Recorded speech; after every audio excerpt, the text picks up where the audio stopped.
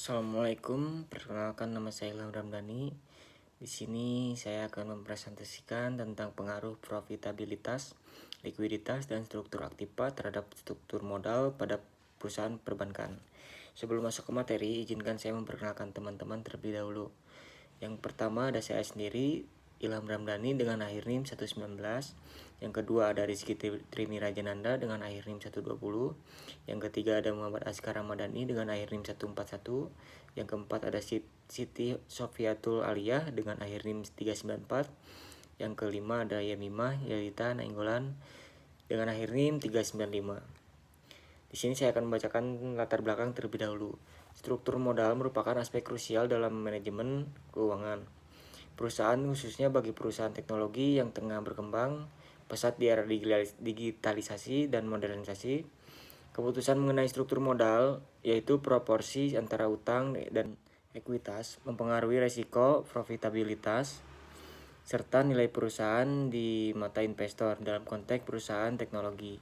Struktur modal dipengaruhi oleh faktor internal seperti profitabilitas, likuiditas, dan struktur aset. Profitabilitas dan likuiditas cenderung menurunkan ketergantungan terhadap utang karena perusahaan lebih memilih pembiayaan dari dana internal. Sesuai dengan teori urutan preferensi, sementara itu struktur aset yang kuat meski didominasi aset tidak berwujud dapat meningkatkan peluang memperoleh pembiayaan eksternal. Oleh karena itu, penentuan struktur modal yang tepat menjadi strategi penting untuk mencapai efisiensi pembiayaan, mempertahankan keberlanjutan operasional, serta meningkatkan nilai perusahaan secara keseluruhan. Yang selanjutnya ada rumusan masalah. Yang pertama, apa yang dimaksud dengan struktur modal? Yang kedua, apa yang mempengaruhi struktur modal? Yang ketiga, bagaimana pengaruh profitabilitas, likuiditas, dan struktur aktiva terhadap struktur modal pada perusahaan teknologi. Membacakan rumusan masalah. 1. Bagaimana pengaruh profitabilitas, likuiditas, dan struktur aktiva terhadap struktur modal pada perusahaan teknologi. Kemudian bagaimana hasil analisis pengaruh faktor-faktor terhadap struktur modal pada rasio keuangan PT Bank Rakyat Indonesia, PT Bank Mandiri, PT Tabungan Negara, PT Bank Pembangunan Daerah Jawa Barat dan Banten, PT Bank Permata. Tujuan dari penelitian ini adalah mengetahui apa yang dimaksud dengan struktur modal dan memahami apa saja faktor yang mempengaruhi struktur modal.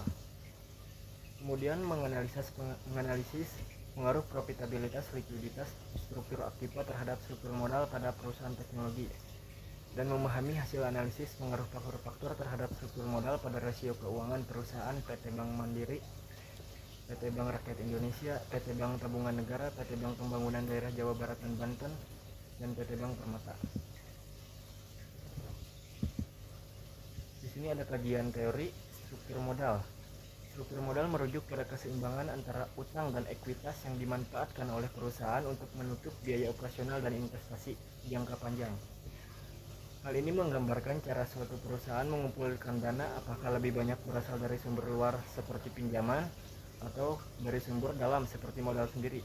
Penentuan mengenai struktur modal adalah aspek krusial karena berdampak pada risiko keuangan, biaya modal, dan nilai keseluruhan perusahaan. Struktur modal yang tepat membantu perusahaan mencapai efisiensi finansial dan meningkatkan kesejahteraan pemegang saham.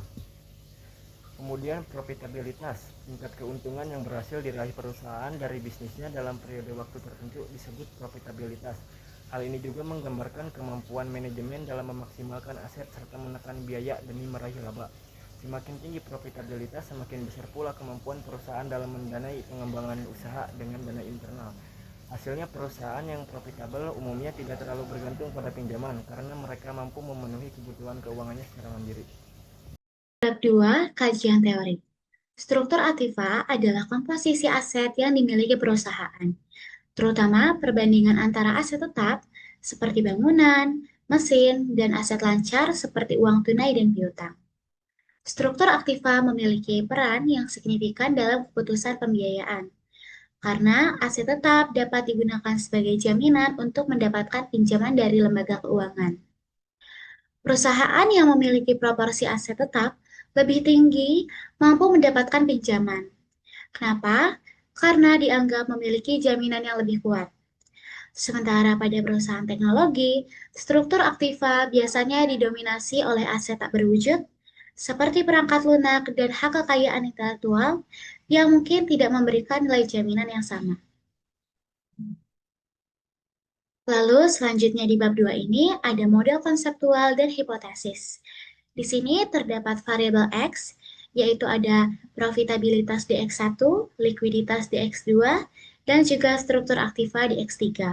Semua variabel X ini itu mempengaruhi variabel Y, yaitu struktur modal. Dengan hipotesisnya X1, profitabilitas mempengaruhi positif dan signifikan terhadap struktur modal. Lalu X2, likuiditas berpengaruh positif dan signifikan terhadap struktur modal. Dan X3, struktur aktiva berpengaruh positif dan signifikan terhadap struktur modal.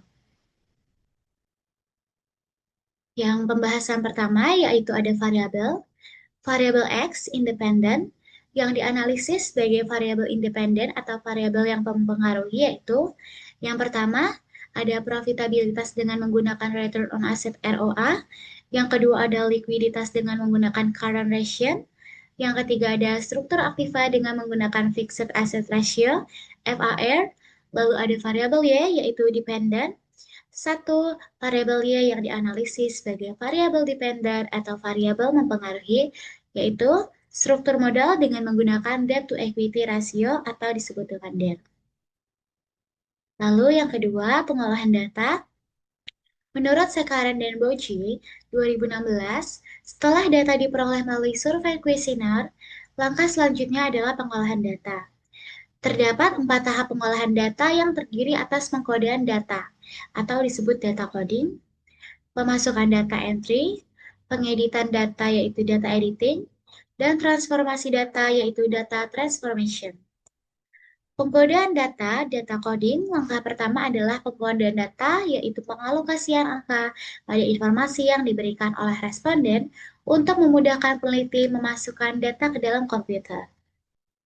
Lalu pembahasan ketiga masih dalam pengolahan data, yaitu pemasukan data entry, setelah itu diberi kode kemudian dimasukkan ke dalam database. Pemasukan data adalah proses di mana hasil pengkodean data responden dimasukkan ke dalam database dengan menggunakan perangkat lunak. Pengeditan data, data editing, setelah data dimasukkan akan diedit. Lalu pengeditan data meninjau, menemukan, dan menindaklanjuti data yang hilang. Bertentangan tidak benar berdasarkan responden bahwa sehingga data tersebut lengkap dan juga dapat dianalis.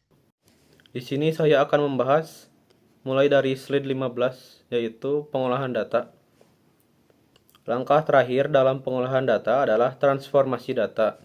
Tahap transformasi data juga dikenal sebagai variasi pengkodean data, di mana data diubah dari suatu nilai kuantitatif ke nilai lainnya. Data biasanya diubah untuk menghindari masalah pada tahap selanjutnya dari proses analisis data. Selanjutnya konsep variabel. X pertama yaitu return on asset, didapatkan dari net income dibagi total aset dikalikan 100.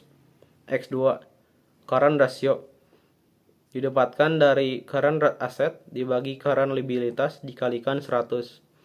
X3, struktur aset ratio, didapatkan dari peak asset dibagi total aset dikalikan 100. Dan untuk yang terakhir, dependent yaitu debt to equity ratio, didapatkan dari long term debt dibagi total aset dikalikan 100. Selanjutnya ada tabel data time series, didapatkan dari laporan keuangan 5 tahun terakhir. Dari yang pertama yaitu Bank Rakyat Indonesia, yang kedua Bank Mandiri, yang ketiga Bank Tabungan Negara, yang keempat Bank BJB, dan yang terakhir Bank Permata. Dimulai dari tahun 2020 sampai tahun 2024, yang di dalamnya terdapat profitabilitas, likuiditas, struktur aktiva, dan struktur modal. Selanjutnya ada tabel R, besarnya R square adalah 0,624, menunjukkan bahwa hasil variabel independen yang diteliti mencangkup profitabilitas, likuiditas, dan struktur aset dapat menjelaskan 62,4% variabel struktur modal to debt to equity ratio atau DER. Dalam variabel di luar model yang diteliti dapat menjelaskan bagian yang tersisa, yaitu 100% dikurangi 62,4. Hasilnya yaitu 34,6%. Untuk tabel ANOVA menunjukkan bahwa hasil F hitung sebesar 11,614 dengan nilai signifikansi 0,00. Nilai signifikansi menunjukkan kurang dari 0,05, sehingga dapat ditarik kesimpulan bahwa seluruh variabel independen secara bersama-sama atau secara simultan berpengaruh terhadap variabel dependen, yaitu struktur modal, debt to equity ratio atau DER. Selanjutnya pembahasan hasil koefisien. Diketahui nilai signifikansi variabel profitabilitas sebesar 0,02 lebih kecil dari 0,05, maka berkesimpulan bahwa variabel profitabilitas berpengaruh positif dan signifikan terhadap variabel struktur modal. Diketahui nilai signifikansi variabel likuiditas sebesar 0,692 lebih kecil dari 0,05, maka berkesimpulan bahwa variabel likuiditas tidak berpengaruh positif dan signifikan terhadap variabel struktur modal. Diketahui nilai signifikansi variabel struktur aktiva sebesar 0,000 lebih besar dari 0,05, maka berkesimpulan bahwa variabel struktur aktiva berpengaruh positif dan signifikan terhadap variabel struktur modal. Selanjutnya, kesimpulan dan saran. Kesimpulan, profitabilitas memiliki nilai signifikansi sebesar 0,02 lebih kecil dari 0,05, artinya berpengaruh positif dan signifikan terhadap struktur modal. Semakin tinggi profitabilitas perusahaan, semakin besar kemampuannya dalam mendanai kegiatan operasionalnya dengan modal sendiri. Likuiditas memiliki nilai signifikansi sebesar 0,692 lebih besar dari 0,05, artinya tidak berpengaruh signifikan terhadap struktur modal, artinya seberapa lancar perusahaan dalam memenuhi kewajiban jangka pendek tidak secara langsung memengaruhi keputusan dalam pembentukan struktur modal. Struktur aktiva memiliki nilai signifikan sebesar 0,00 lebih kecil dari 0,05, namun diinterpretasikan keliru. Karena nilai lebih kecil dari 0,05, maka seharusnya struktur aktiva berpengaruh positif dan signifikan terhadap struktur modal.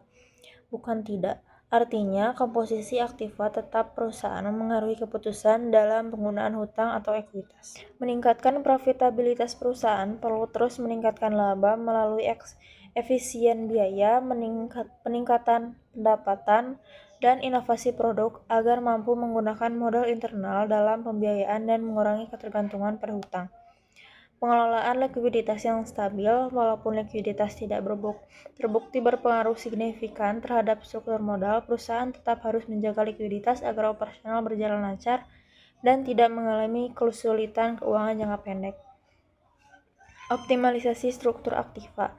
Perusahaan sebaiknya menyesuaikan struktur aktivanya, terutama dalam hal proporsi aktiva tetap dan lancar, untuk menarik sumber pendanaan yang sesuai, misalnya pembiayaan jangka panjang untuk aktiva tetap, pertimbangan strategis dalam struktur modal. Keputusan pembentukan struktur modal hendaknya mempertimbangkan faktor-faktor internal seperti profitabilitas dan struktur aktiva karena terbukti memiliki pengaruh yang signifikan. Sekian presentasi dari kelompok 1. Wassalamualaikum warahmatullahi wabarakatuh.